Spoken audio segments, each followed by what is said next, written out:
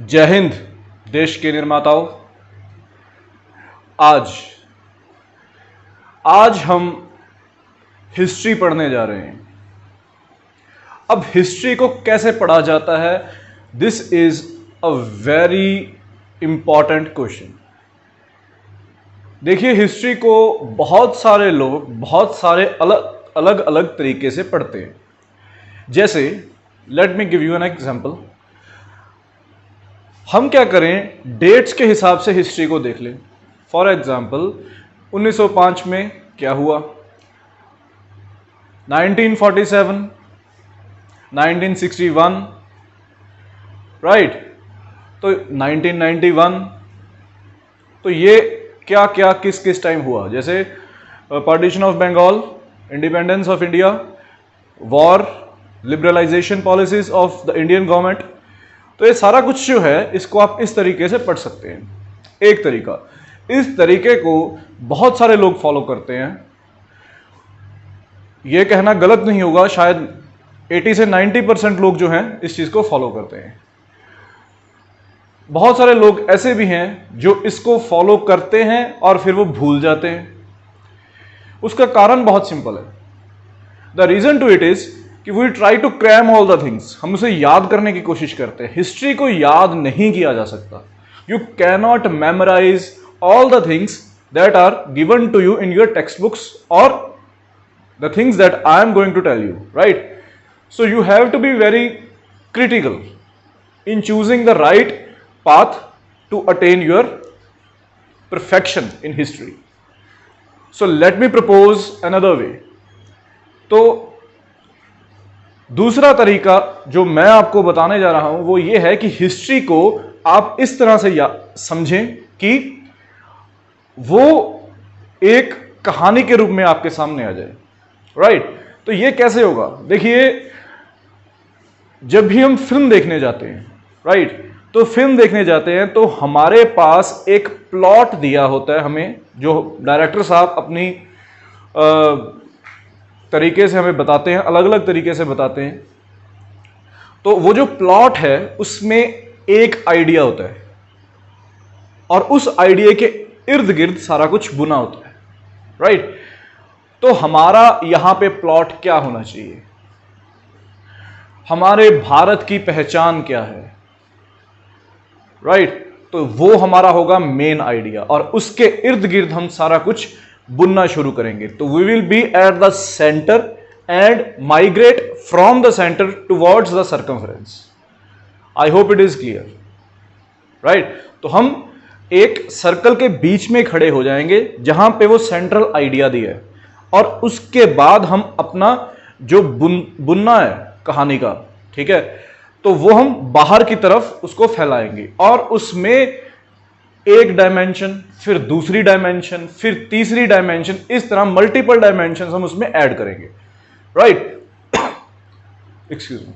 तो यहां पे हम शुरुआत कहां से करने जा रहे हैं, तो सर हम यहां से पे शुरुआत करने जा रहे हैं जो आज भी हमारे यहां पे चीज प्रेवलेंट है और बहुत ही ज्यादा कंक्रीट तरीके से प्रेवलेंट है। वो ये है कि सोशल जस्टिस।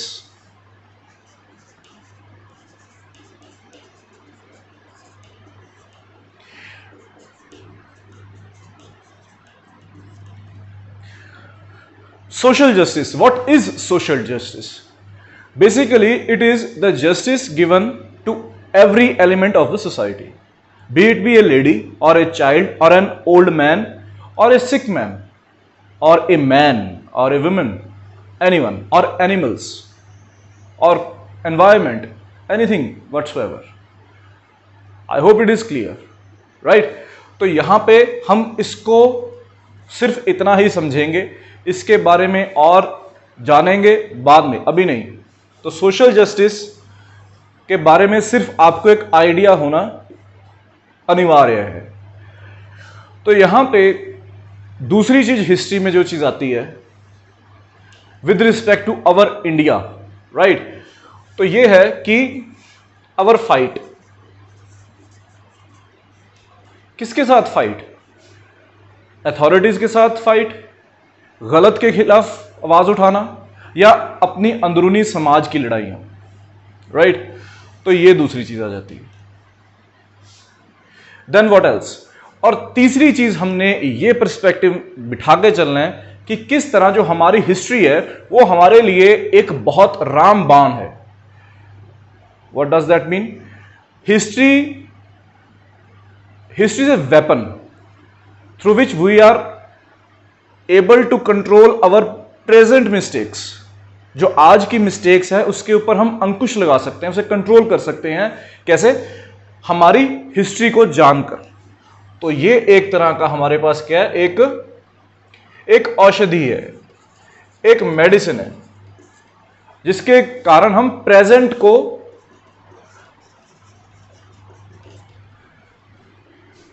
बुरा होने से बचा सकते हैं। आई होप इट इज क्लियर। तो मूविंग ऑन, यहां पे मुझे एक मिसेस एनी बेसेंट की एक बात याद आ गई। उन्होंने ये बोला था कि अगर आप कुछ करना चाहते हो, राइट, तो फिर ही आप उसके लिए सोचो। कहने का मतलब क्या है कि हम बोलते बहुत हैं, राइट, हम ऐसा कहते हैं कि हम ये करेंगे, हम वो करेंगे, हम करते नहीं हैं। तो वो कहते हैं उसके ऊपर आपका सोचना भी बेकार है, आप उसके ऊपर सोचे भी नहीं। अगर आप समाज का विकास नहीं कर सकते तो आप ये ना कहें कि सरकार ने ऐसा नहीं किया, वो मंत्री जी ऐसे हैं, वो मंत्री जी ऐसे हैं। ये कहां से बात आ रही है? ये देखिए, मैं आपको समझा रहा हूं। हमारे पास मेडिसिन क्या है? हमारी हिस्ट्री हमें ये बता रही है कि जो भी पॉलिटिकल स्ट्रक्चर है, जो भी सोशल स्ट्रक्चर है, उसको बदलने के लिए आपको क्या करना पड़ेगा? जद्दोजहद करनी पड़ेगी। बनी बनाई खिचड़ी कोई भी नहीं देगा। महात्मा गांधी जो थे, उन्होंने, हम सब जानते हैं, और यहां पे मैं आपको ये दावे से कह सकता हूं, जब हम महात्मा गांधी, सुभाष चंद्र बोस और जो हमारी फ्रीडम स्ट्रगल है उसके बारे में जानेंगे तो शायद आपने कभी उस पर्सपेक्टिव को देखा ही नहीं होगा। ये मैं दावे से कह सकता हूं। खैर, वापस आते हैं। तो प्रेजेंट को अच्छा बनाने के लिए हमारी औषधि हमें खुद तैयार करनी पड़ेगी, राइट? सो हम शुरू कहां से करें? जब भी हम भारत की बात करते हैं तो सबसे पहले हमारे दिमाग में आता है जात पात, राइट, जो आज भी हमारे भारत में अपनी जड़ें अच्छे से बसा के बैठी है। तो वहीं से शुरू करते हैं। तो सोशल स्ट्रक्चर,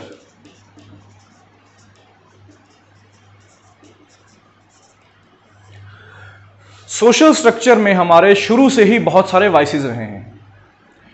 अब ये वाइसेस किस किस तरह के थे, आइए देखते हैं। तो सबसे पहले कास्ट सिस्टम, दूसरी चीज आ जाती थी वुमेन और गर्ल्स, राइट। क्या तीसरी चीज भी थी? जी बिल्कुल थी। तो यहां पे जिम्मेदार भी हम लिखेंगे।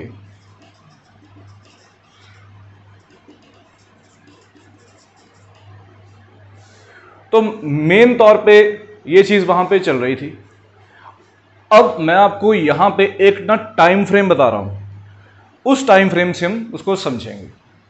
तो ये हमारे भारत में ये सारा कुछ, इसको मैंने अलग रखा है, ये अलग है।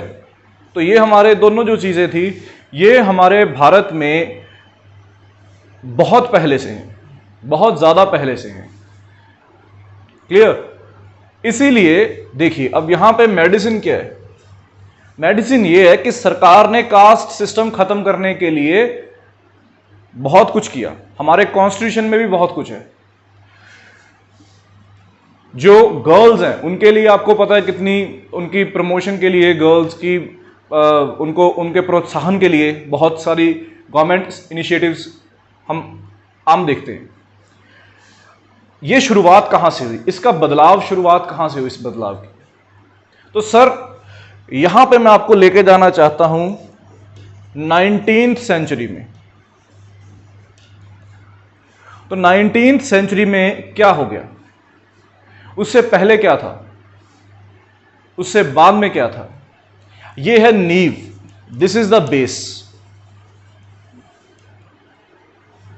क्लियर? तो इस बेस को समझने की कोशिश करते हैं। तो 19th सेंचुरी, दैट इज 1800 से लेके 1899 तक, क्लियर? इस टाइम क्या हो रहा था, बहुत सारे परिवर्तन आ रहे थे। किस तरह के परिवर्तन आ रहे थे? तो लोगों ने अपने सोच का दायरा बढ़ाना शुरू किया। मतलब सभी लोगों ने नहीं, माइंड यू, सभी लोगों ने नहीं, कुछ लोगों ने सोच के दायरे को विशाल करना शुरू किया। वो ये देखना शुरू कर दिया उन्होंने कि किस तरह हमारे समाज में जो बुराइयां हैं वो वेस्टर्नाइजेशन और हमारे इंडियन कल्चर को मिलाकर दूर कैसे की जा सकती हैं। आई होप इट इज क्लियर। तो हमारे यहां पे क्या चलता था, सबसे पहले पढ़ाई की प्रणाली क्या थी, किस तरह की चीजें पढ़ी जाती थी। तो रिलीजियस एजुकेशन हुआ करती थी हमें।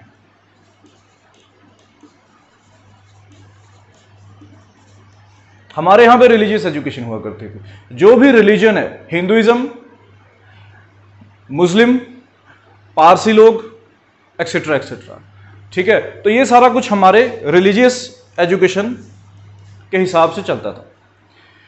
फिर क्या हुआ? फिर देखिए, ऐसा हुआ कि जो अंग्रेज थे उन्होंने हमारे यहां पे भारत में एक चीज इंट्रोड्यूस की, वो थी वेस्टर्न एजुकेशन।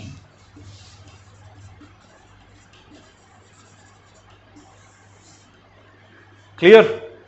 तो वेस्टर्न एजुकेशन शुरुआत कहां से हुई, फिर धीरे धीरे कैसे कैसे वो चीज बदलती गई। तो 1813 से शुरू होकर फिर बेंटिक साहब आए, उन्होंने रिफॉर्म्स लेके आए। फिर 1853 के रिफॉर्म्स हो गए, लॉर्ड रिपन के टाइम रिफॉर्म्स हुए। क्लियर? तो वो सारा एजुकेशन रिफॉर्म्स हम यहां पे नहीं करने जा रहे, हम इसको सिर्फ एक पार्ट में समझ रहे हैं कि जो हमारे यहां पे लोग थे वो इसको सपोर्ट करते थे। वो कहते थे हमारा धर्म, बस हम उसके हिसाब से चलेंगे और किसी की बात नहीं सुनेंगे। कुछ लोग कहते थे कि जैसे यहां पे आपको पता है कि हमारे भारत में अमीर लोग भी बहुत थे, तो वो फॉरेन पढ़ने जाया करते थे। वेस्टर्न एजुकेशन, यहां पे वेस्टर्न का मतलब जो अंग्रेजों की शिक्षा प्रणाली थी।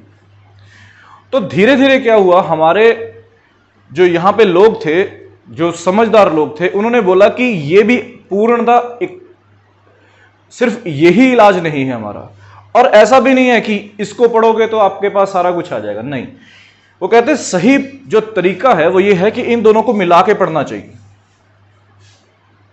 अब ये इन दोनों को मिला के कैसे पढ़ेंगे, क्या उसका तरीका रहेगा, उसको समझने से पहले हम ये देखें कि ऐसे लोग कौन थे, ऐसी पर्सनैलिटीज कौन थी जो ऐसा सोच रही थी। तो इस तरह की सोच को बढ़ोतरी मिली या नहीं मिली, जो लोग, ये पर्सनैलिटीज थी, इनका समाज के ऊपर असर क्या हुआ और इन्होंने इस चीज को कैसे प्रमोट किया, यह समझना जरूरी है। तो इसको मुझे थोड़ा सा साफ करते से फिर देखते हैं।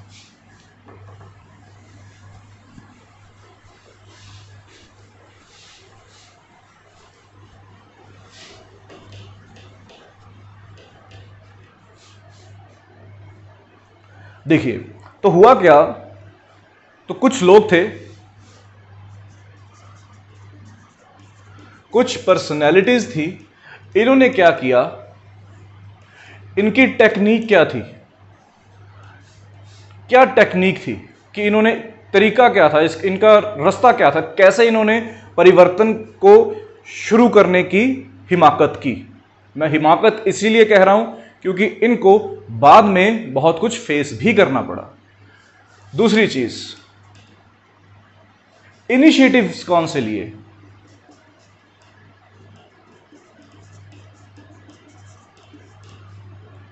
राइट? और तीसरी चीज, रिजल्ट क्या मिला। तो आई होप ये आपको समझ आ रही है चीज। यहां पे जो इनकी तरीका था, इनका रास्ता था, इनका वे था, इनका टेक्निक थी, वो ये थी कि ये किसी तरीके से इंप्रेशन क्रिएट करते थे।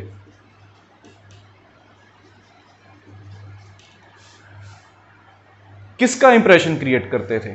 जो आइडियाज हैं उनको लोगों तक प्रीच करते थे।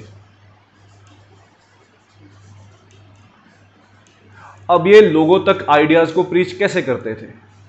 तो देखिए, कुछ तो पब्लिकेशंस करते थे। पब्लिकेशंस का मतलब न्यूज़पेपर्स और आर्टिकल्स और बुक्स, ये सारा कुछ ये किया करते थे। क्या कुछ और भी करते थे? जी सर, और भी बहुत कुछ करते थे। कॉलेजेस खोले थे इन्होंने,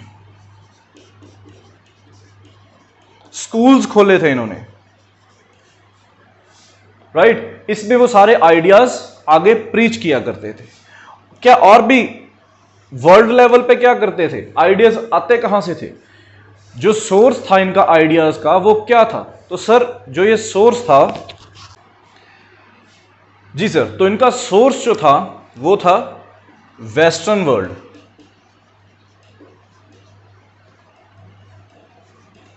राइट।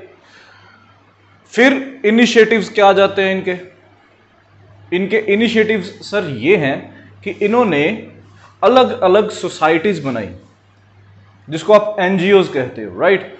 तो अलग अलग सोसाइटीज बनी, जैसे कि मैंने यहां पे बताया इंस्टीट्यूट्स बनाए गए, इंस्टीट्यूशंस। क्या उसके अलावा और भी क्या? जी, एक चीज जो बहुत बहुत जबरदस्त थी वो ये थी कि तब ये सरकार के साथ मिलकर काम करते थे। कैसे करते थे? पहले ना सती हुआ करती थी, तो मेरे ख्याल में आपको ये शायद बताना जरूरी नहीं है कि सती क्या है, क्योंकि आपको पहले से उस चीज का पता है, राइट। चलो, फिर भी सती ये था कि अगर किसी लेडी के हस्बैंड की डेथ हो जाती थी तो उनको उस पायर पे जिंदा बैठना होता था और उनको भी साथ में जला दिया जाता था, राइट। तो ये तो उसके लिए जो लेजिस्लेचर थी,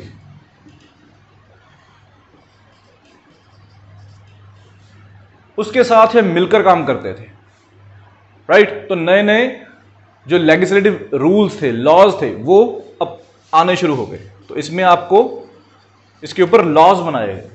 किसने बनाए? सरकार ने। तो यहां पे एक कोलैबोरेटिव एफर्ट हो रहा है। तो दिस वाज वेरी ब्रिलियंट। अंग्रेज और भारत के लोग यहां पे मिलकर काम कर रहे हैं, तो बहुत अजीबोगरीब बात है, आपको ये देख के हैरानी होनी चाहिए, राइट। उसके बाद रिजल्ट्स क्या थे? रिजल्ट्स थे जो पॉजिटिव भी थे, नेगेटिव भी थे, अलग अलग तरह के रिजल्ट्स थे, अलग अलग तरह का काम था। तो ये सारा कुछ क्या हो रहा है? ये सारी है क्या हो रही है? ये एक्चुअली हमारे समाज की एक रिफॉर्मेशन हो रही है, राइट। तो ये जो पर्सनैलिटीज थी, ठीक है, तो ये दो तरह की थी। एक को कहते हैं रिफॉर्मिस्ट, तो ये सारा कुछ समाज का रिफॉर्म हो रहा है, उसमें परिवर्तन आ रहा है, उसको आगे लेके जा रहे हैं, बढ़ा रहे हैं, मिला रहे हैं। तो ये सारा कुछ कंस्ट्रक्टिव एफर्ट है, right. So this should be very clearly understood that there were two forces acting in India at that particular time. The one force was dedicated in reforming the society, taking it forward. For example, you have heard many of those names like Raja Ram Mohan Roy, we are going to discuss here, right? There was another wing which was basically concerned with revivaling the old values, right. So they actually believed that there is only one way to improve the society, that is revive the old, the actual golden era of our society, of Hinduism, of Islam, etc., etc. So that was another wing. There were two wings. I hope it is clear. So one is revival, revivalists, and the other is reformists. Clear? So today this is the base we are going to discuss from today onwards. up till maybe 3 or 4 days. After you have cleared your mind through all these things, you will feel very at ease in understanding our history, that is history of India. I have informed you that there is another technique that you have to remember the names, dates, etc etc. You have to put in that effort. आपको वहां पे effort लगाना पड़ेगा, right? यहां पे effort लगाने की जरूरत नहीं है. ये मैं आपको लिख के देने के लिए तैयार हूं कि यहां पे आपको एक कहानी समझ आएगी और उसके बाद आप कभी वो चीज भूलोगे नहीं, राइट? तो लेट अस बिगिन विद रिफॉर्मिस्ट्स. चलते हैं. तो सबसे पहले जो रिफॉर्मिस्ट करने जा रहे हैं हम वह राजा राम मोहन रॉय. अब सर राजा राम मोहन रॉय कौन थे? राजा राम मोहन रॉय ये कौन थे? क्या ये कोई राजा थे? कहां के रहने वाले थे? ये पीछे क्या लिखा है? रॉय. बंगाली, ऑब्वियसली बंगाली. अब यहां पे आपको ये मैं बात एक और बता देनी चाहता हूं कि हमारा जो भारत है, आज का भारत, वो है एक ग्लोबल भारत, राइट? तो वहां पे कोई बाहर जा रहा है, कोई अंदर आ रहा है, सब कुछ बदला हुआ है. पहले ऐसा नहीं था. पहले हमारा भारत जो था वो जाना जाता था बिहार, बंगाल, उत्तर प्रदेश, बांग्लादेश, इस एरिया, इस क्षेत्र से. ये क्षेत्र बेस था हमारे भारत का. अब ये बेस क्यों था? देखिए, ये बहुत उपजाऊ क्षेत्र है. जितना उपजाऊ उतना रेवेन्यू, उतना ही अमीर राजा, उतने ही ज्यादा रिसोर्सेज, उतना ही ताकतवर प्रशासन. बाकी आप समझदार हो, राइट? तो इसलिए सारा कुछ पढ़े लिखे लोग बंगाल, ज्यादा रेवेन्यू बंगाल, अमीरी बंगाल, सब कुछ. आई होप इट इज क्लियर. तो राजा राम मोहन रॉय बंगाल के रहने वाले थे, ठीक है? ज्यादातर जो पीपल ऑफ इन्फ्लुएंस थे उस time, they were basically Bengalis और दे वर फ्रॉम महाराष्ट्र. ये दो स्तंभ थे, बहुत जबरदस्त स्तंभ थे एजुकेशन के, पॉलिटिकल अवेयरनेस के, सोशल अवेयरनेस के, राइट? उसके बाद वेस्टर्न थॉट्स के, सब कुछ यहां से था. ये यहां से गंगा निकलती थी, राइट? तो क्या वो राजा थे? जी नहीं, ये एक टाइटल था राजा का. टाइटल कैसे? जैसे हम टीचर्स को सर कहते हैं, राइट? तो अगर कोई जज है तो उनको जस्टिस कहते हैं, राइट? तो दिस वाज द टाइटल. और ये टाइटल दिया किसने था? ये दिया था अकबर ने. अब आप सोचोगे सर अकबर तो बहुत पहले थे, तो राजा अकबर कहां से आ गए? तो सर मैं आपको ये बताना चाहता हूं कि अकबर एक नहीं हुए, अकबर भी बहुत सारे हुए. तो ये राजा जो थे वो थे अकबर टू, दूसरे, द्वितीय, ठीक है? तो इन्होंने क्यों दिया? इन्होंने इसलिए दिया, इनकी भी एक छोटी सी कहानी है. तो जो राजा अकबर द्वितीय थे, इन्होंने राजा राम मोहन रॉय जो थे उनको अपना ना रिप्रेजेंटेटिव बना के इंग्लैंड भेजा था. अब इंग्लैंड क्यों भेजा, रिप्रेजेंटेटिव क्यों बनाया? वो इसलिए बनाया कि जो ये राजा साहब थे इनकी पेंशन लगी हुई थी. पेंशन कौन देता था? अंग्रेज. पेंशन रुक गई तो राजा साहब कहते भी खर्चा कैसे चलेगा? ये कहते कि मैं आपका केस लेके जाऊंगा वहां पे यूके, क्लियर? तो कहते ले जाओ, बदले में मैं आपको टाइटल देता हूं राजा का, क्लियर? तो ये तो थी इनकी हिस्ट्री. क्या कुछ खास बात थी इनमें? ऐसा क्या था जो इनको इतना महत्वपूर्ण कैरेक्टर बना देता है हमारी हिस्ट्री का?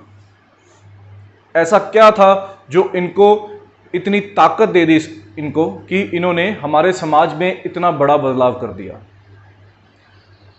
वो ताकत थी इनकी दिमाग की. वोल्टायर से बहुत इंप्रेस थे, रूसो से बहुत इंप्रेस थे. तो ये बहुत जबरदस्त थिंकर थे. थिंकर का मतलब जो सोचते हैं, राइट, इंटेलेक्चुअल है। तो ये बहुत ज़बरदस्त थे, बहुत सारी लैंग्वेजेस आती थी, आधा दर्जन लैंग्वेजेस आती थी इनको। Clear?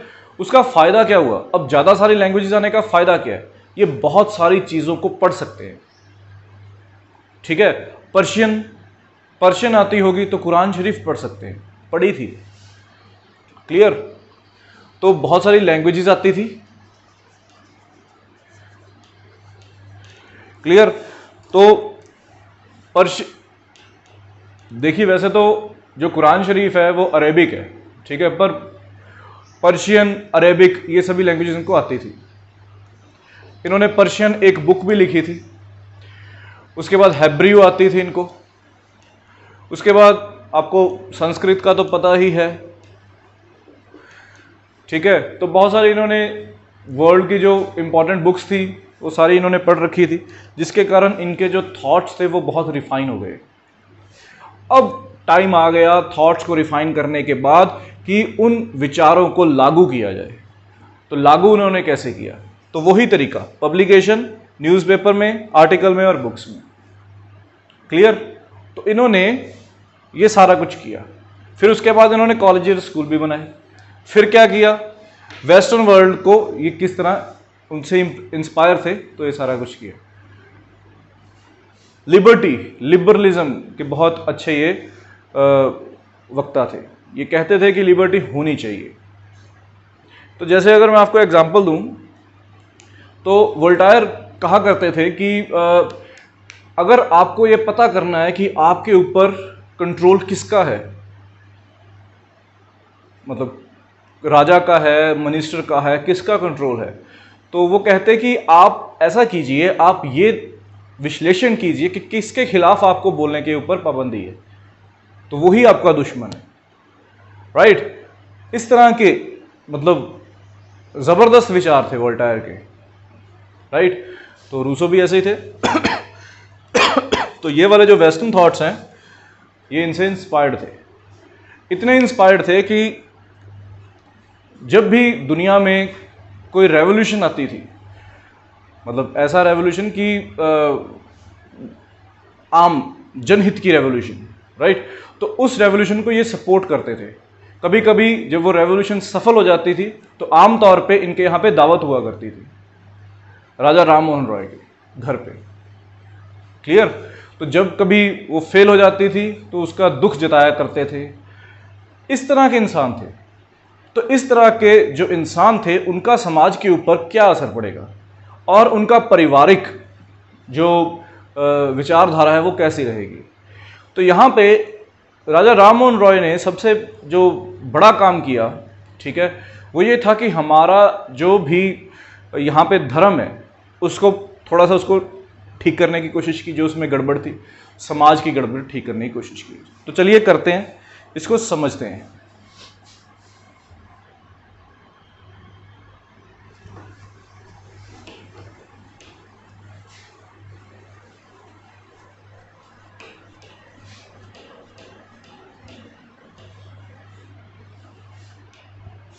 So let us begin.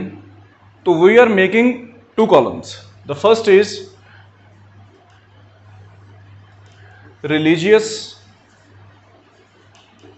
reforms and social reforms. देखिए है ये सोशल ही, ठीक है। तो यहाँ पे चलो करते हैं। तो यहाँ पे रिलीजियस रिफॉर्म्स उन्होंने किस तरह किया?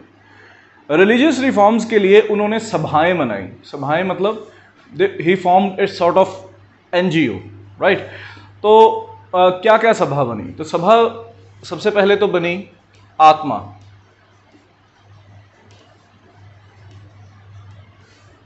राइट। दूसरी वी ऑल नो ब्रह्मो समाज,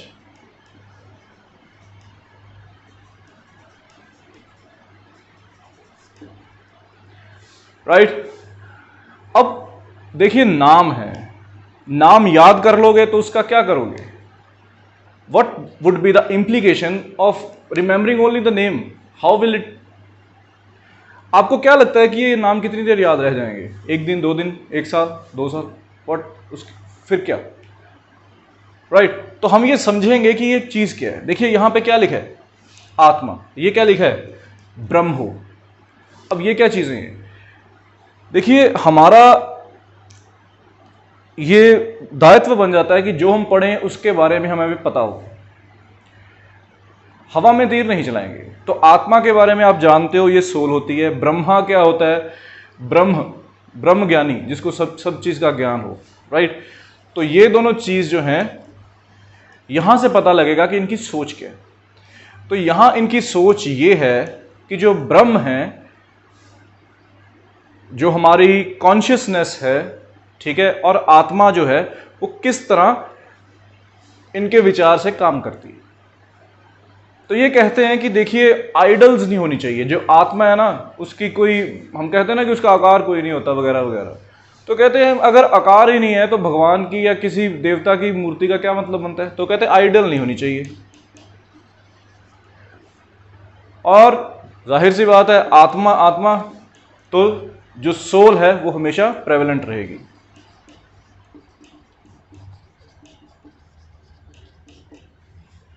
राइट अब ये तो है इनकी रिलीजियस पर्सपेक्टिव। राइट एक पर्सपेक्टिव और है, और वो है समाज।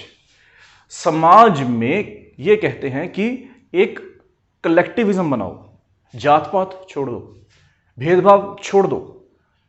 राइट तो ये सारा जो कलेक्टिविज्म है ये बनाओ। औरत और मर्द का भेदभाव छोड़ो, औरत को बूस्ट करो, उन पे शोषण मत करो, एक्सेट्रा एक्सेट्रा। तो ये है इसका सोशल पार्ट। तो यहां पे ये रिलीजियस का एक सोशल पार्ट भी होगा ही होगा। क्यों होगा? क्योंकि जो रिलीजन है वो एक सोसाइटी का पार्ट होता है। आई होप इट इज क्लियर। दूसरी चीज, यहां पे सोशल रिफॉर्म्स राजा साहब ने क्या किए? देखिए इन्होंने जो सबसे इनका महत्वपूर्ण जो इनका इनिशिएटिव था वो था एंटी सती। सती को खत्म करना। तो ये उसमें सफल हो गए थे। देखिए इतना, ये छोटी बात नहीं है। हमारे समाज की इतनी बड़ी बुराई, ठीक है, उसके ऊपर एक नियम बनकर तैयार हो जाए और वो सरकार, वो भी अंग्रेज की सरकार, उसको लागू करने के लिए पूरी आतुर हो, तो ये कोई छोटी बात नहीं है। तो ये काम करने वाले थे Raja Ram Mohan Roy. I hope you know his importance. Clear? तो ये उन्होंने काम किया।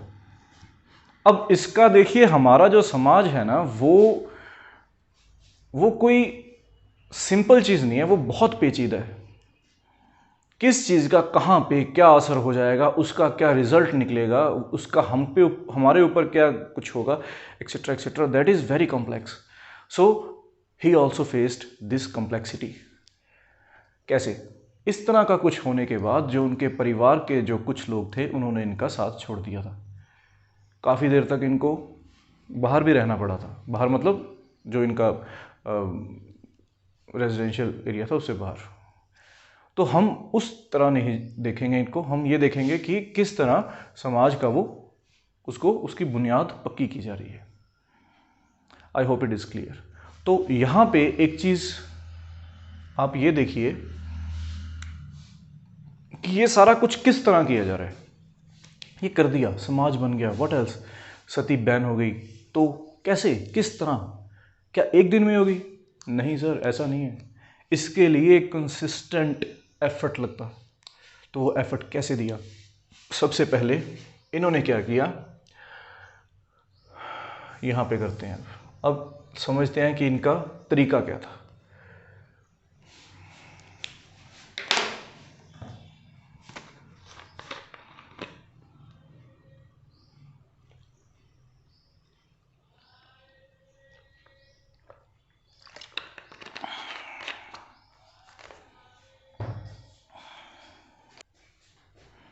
चलिए जानते हैं अब राजा साहब का ये सारा कुछ करने के लिए तरीका क्या था?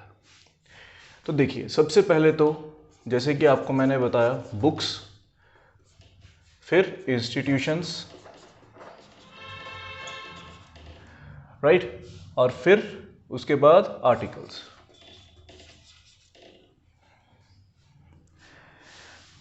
तो इसको समझिए, हमारे दिमाग में कुछ विचार हैं, तो हम आजकल के टाइम पे क्या करते हैं, हम उनको पब्लिकेशन करते हैं। उनकी कहाँ पे करते हैं? सोशल मीडिया पे।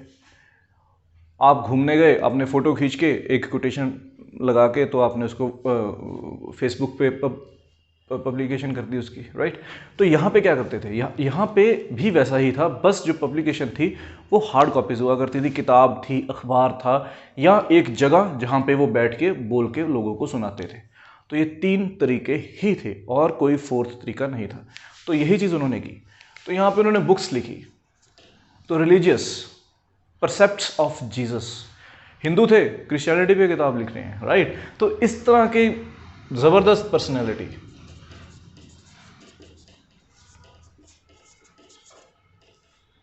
राइट। फिर उसके बाद हिंदू थे, पर्शियन में किताब लिख रहे हैं। हिंदू थे, पर्शियन में किताब लिख रहे हैं।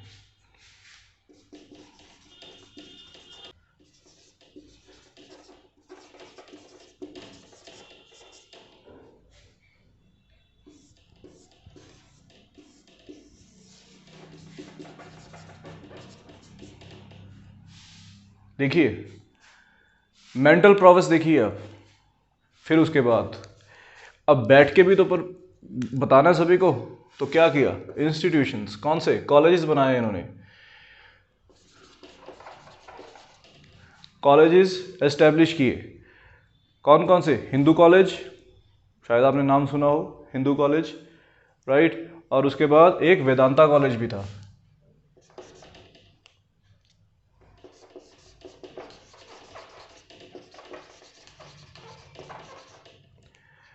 एक चीज आपको सोच के हैरानी होगी कि चाहे तो वो सारा सोशल रिफॉर्म कर रहे थे, उसके लिए एफर्ट्स कर रहे थे, पर वेदांता कॉलेज में मैकेनिक्स उन्होंने इंट्रोड्यूस करवाने में बहुत मदद की, राइट।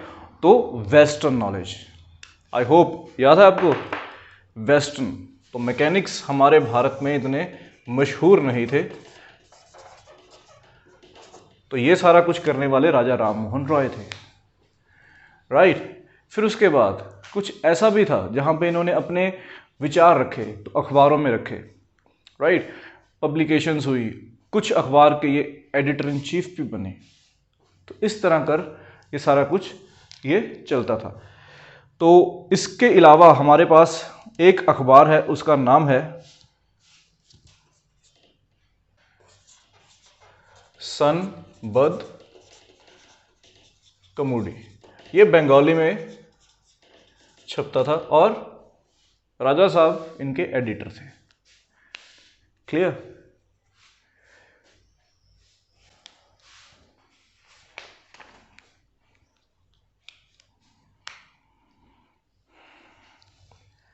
यहां पे आपको ये सारा कुछ मेरे ख्याल में एक ब्रॉडर पिक्चर समझ आ गई होगी कि किस तरह राजा राममोहन रॉय ने, जो खुद में इतने ज़बरदस्त थिंकर थे, इंटेलेक्चुअल थे, कि किस तरह उन्होंने अपना असर समाज के ऊपर छोड़ा। तो सिर्फ यही नहीं थे, इनके साथ और भी बहुत लोग थे, जैसे ईश्वर चंद्र विद्यासागर थे, केशव चंद्र सेन थे, राइट, देवेंद्रनाथ टैगोर थे, अक्षय कुमार दत्ता थे। तो ये जो सारे लोग थे, ये इन्होंने इस ब्रह्म समाज में बहुत योगदान दिया, राइट।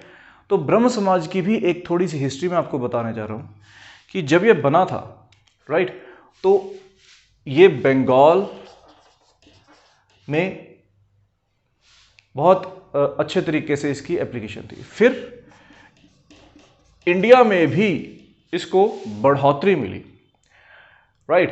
तो बंगाल में और फिर इंडिया में, तो सारे भारत में करने के लिए इन्होंने काफ़ी सारे लाइक माइंडेड जो पीपल थे वो इनके साथ शरीक हुए। तो जिसमें से कौन थे? केशव चंद्र विद्यासागर,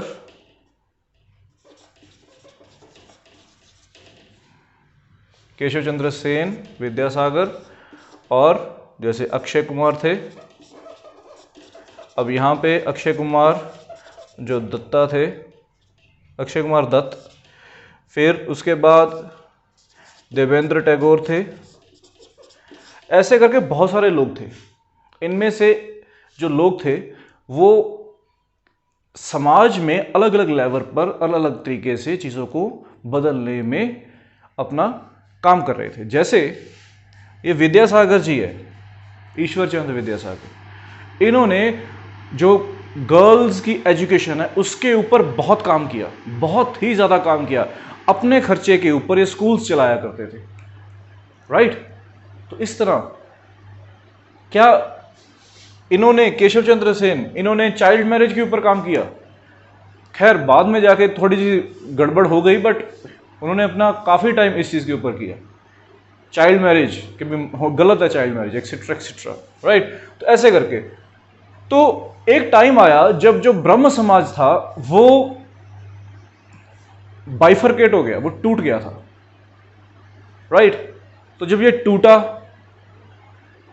तो क्या इसका मतलब ये था कि भाई नहीं, एक दूसरे को गाली गलौज करनी शुरू कर दी? सर ऐसा हुआ ही नहीं करता था कभी भी।